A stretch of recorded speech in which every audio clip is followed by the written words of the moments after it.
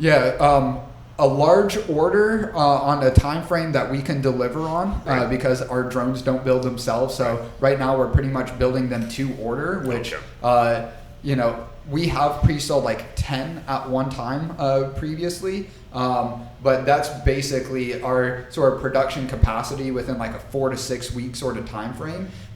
So it's really getting a large order to then warrant a large investment that we can actually start ramping up for a more mass production sort of scale. Now, given our product that we have right now isn't really much of a product, it's really just our internal prototyping development platform that we've been able to sell as a means to kind of bootstrapping and making our first mass market or prosumer sort of drone product. So really it's working towards releasing our first prosumer drone product.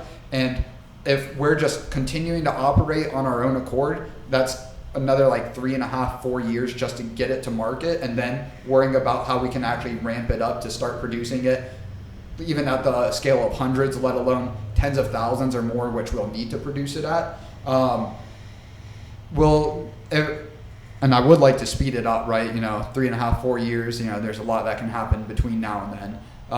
Would need about $2 million in 18 months if we were to bring in our next round of investment. I've raised some angel capital to help us get to this point, and of course we bootstrap by and large. Like most of the money that we've had to work with is revenue that we've generated being customer funded. But yeah, it's really getting our first real drone product out to market, and that just takes time and money that, of course we can expedite the time with some money. It's not like, hey, we get $5 million in tomorrow, all of a sudden it's going to be 6 months, right? Like there's still very real work that, there's no shortcutting. But yeah. So I would assume that tariffs on China, fears of espionage in the firmware from DJI, both of those would help you, right? Yeah, absolutely.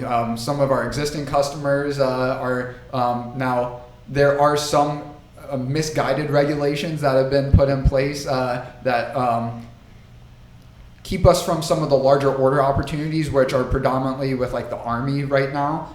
They need what's called NDAA compliance. And so they basically need to see that your supply chain uses no Chinese components for the critical parts that go into a drone's communications. And you're not there yet. Correct. And so, yeah, we are doing some of our own electrical board design. We have one very simple board that we have designed in our drones right now, basically a connector board for all our lights for our lighting system.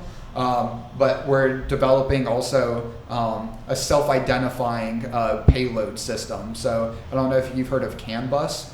No. It's a